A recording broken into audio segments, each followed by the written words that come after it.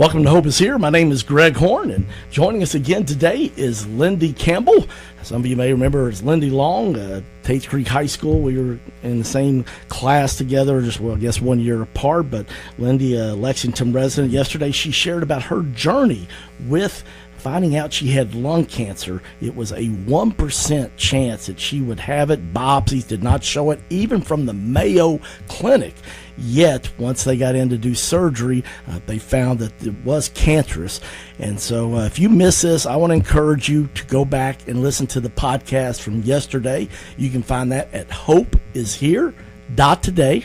That's hopeishere.today. And you'll hear just the incredible just 2-year journey she had to find out that in 1% chance, but she actually did have lung cancer, even though she is extremely healthy, a non-smoker, eats well, exercises, very petite. You would never guess that. So make sure you go back and listen to that podcast. All right, Lindi, so now they go in, they do the surgery, they find out it is cancerous. Talk to us where you went from there. Okay. Well, the one thing I say throughout this is I controlled just about anything I could control except for the air I breathe, which I can't control. So that's pretty much why in our lives we have to let God have control, because there's a lot of things that we can't control. And you know, you kind of talked about how did I feel when I came out, and I never was mad at God. I never questioned why. It was more like, what can I do with this? Because I did find that after my surgery, I spent 13 days in the hospital, had a lot of complications, and a lot of times with things like this, you can develop a little bit post-traumatic stress, and so some of the effects are psychological as much as physical. And as a Christian, I think what I began to realize is, you know, if we let ourselves hollow out in that place of suffering and fear and anger, the enemy loves that, and he wants to keep us there. And so without our faith and determination to make this not just about us, at some point you have to come out of your story. You can share it, but you really have to decide, what is your story going to mean to help other people? Otherwise, it's just your story, and it doesn't go anywhere, and it keeps you in that cycle. And again, that cycle is just, it's a post-traumatic stress, it's worry, it's fear, it's pain. So I really made a conscientious decision that I was going to advocate for all the things that I had learned in my experience. And like I told you, being able to sit here and talk about how it affects you as a Christian as well, that is really, my faith is really what led me into my advocacy. How can I help others? Well, and I love one of the things that, you know, you and I have been preparing for this. You share with me that the thing you wanted from people is the 3 L's: listen, learn, and lend. Talk a little bit about those. Well, and listen, or, you know, this is kind of some things, again, this is kind of formulated in my walk, and I don't even know if it's, you know, I kind of think live, learn, and then lend. So I've actually kind of even thinking it's more about, you live through things, what do you learn from them? And then what are you going to lend to others that will help them learn from what you've been through? And, you know, that can be from circumstantial, and then how your faith plays. There's so many roles that that can play in how you take a suffering and generate something positive of it. Because we know biblically that, you know, that our suffering produces perseverance, character, and character hope. And without that journey, you are stuck back in the suffering. So I've done a lot of things in that short period of time, and the reason I'm thankful for this platform and having gone to DC is that you have to be able to have people that will jump on board. This is little old me. I went to Washington by myself on behalf of Kentucky, and I have experienced this, but so many people die of this disease. It kills more people than people that survive from it, and only about 15% catch it in the stage that I did, and even of those people, they actually have access to the pre-screening because they're older. So I knew that I needed my health and my positive outcome to be a voice. So I've done a lot of things during that time, as well as going through my recovery, but I've done a YouTube video about recovery care, because again, the mental and physical, you can get stuck in that. And Court Physical Therapy had a cancer rehab program I was able to take advantage of that really helped helped me understand what my body was going through.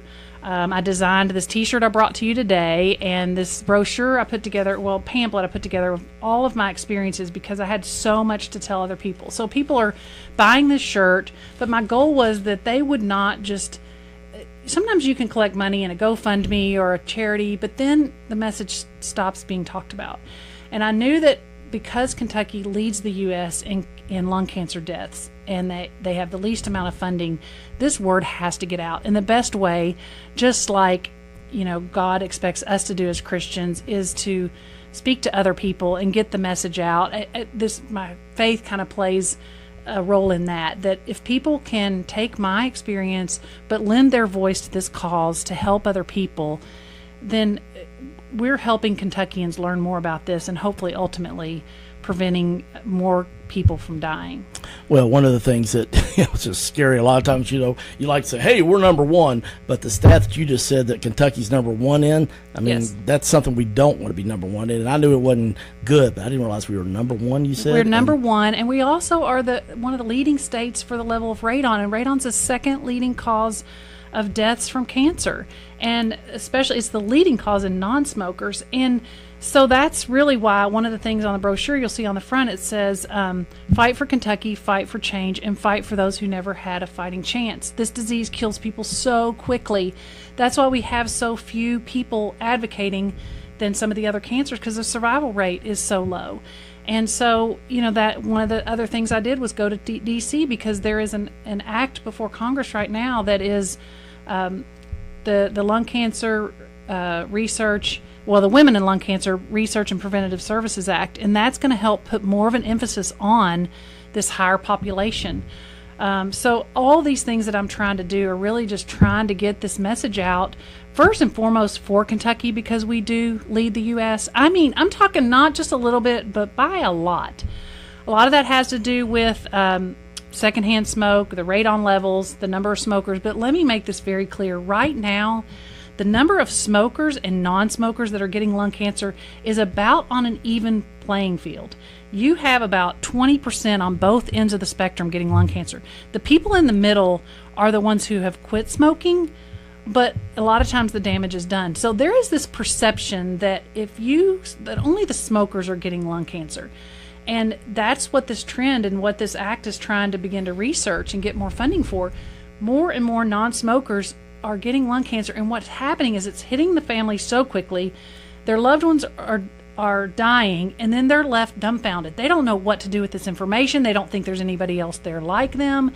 And I've prayed a lot about that. You want your life to mean something. We've talked about that, and I've prayed that God, I said, God, you can use me in any way. I want to be your vessel for any message that I can bring to others.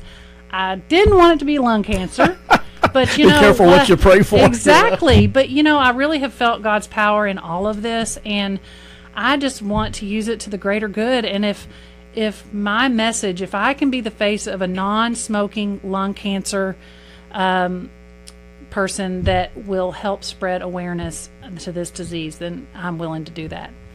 Well, as you look at those 3 L's, you talk about listen, learn, and then lend. I'm thinking legacy. Wow, what a great legacy. I'm 53, so I know you've got to be around that age, yep. And so you still got a lot of good years left, but what a legacy for you to leave. So if somebody's listening right now and they're thinking, my goodness, and they'll see your picture on the podcast, and you are yes. a really good picture of health. God's really blessed you. You've worked hard to take care of it, yet you were in that 1% chance.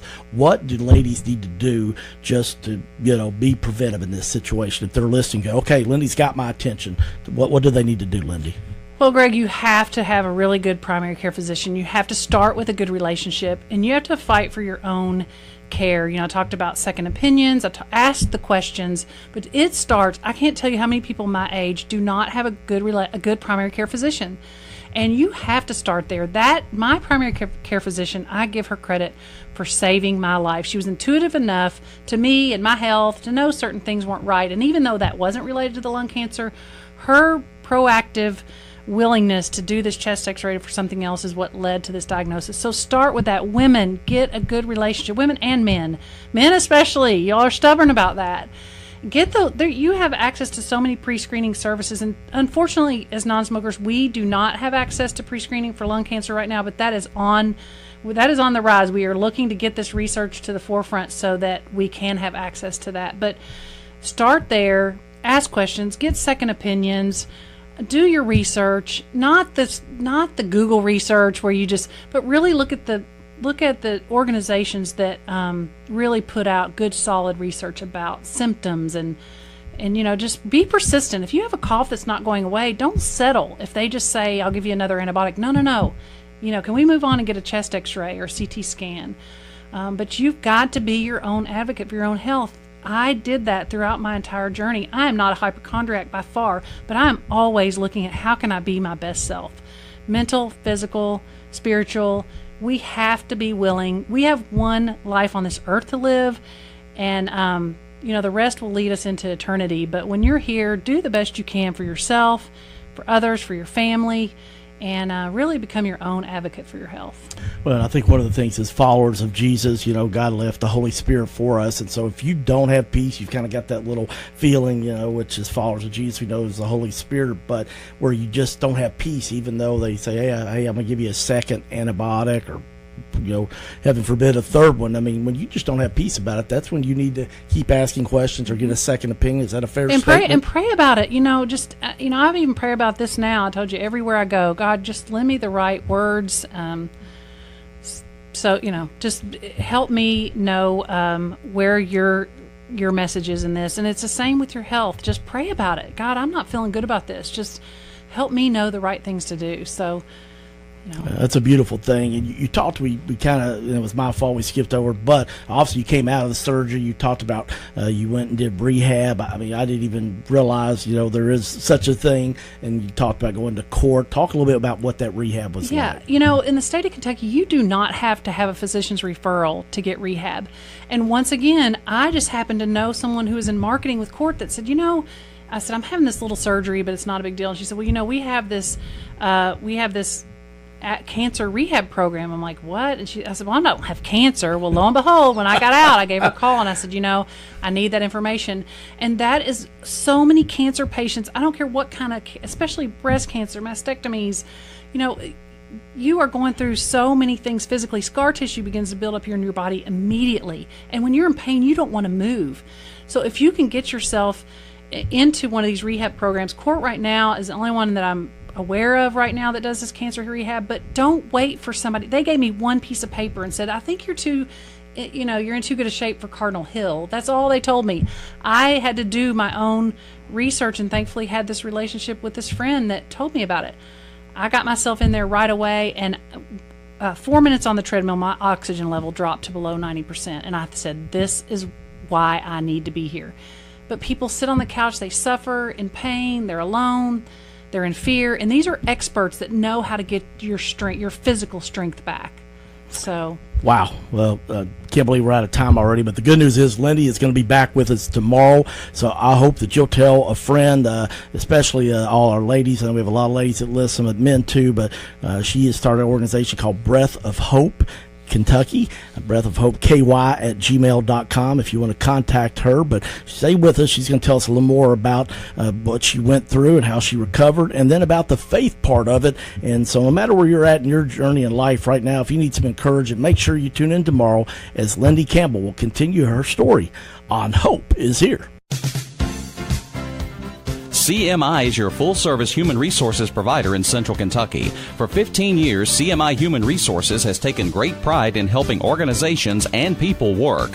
Whether it's employee handbooks or help in filling a position, no job is too large or too small for CMI. Contact the professionals today at CMI Human Resources, 859-296-2800, or online at cmiconsulting.com.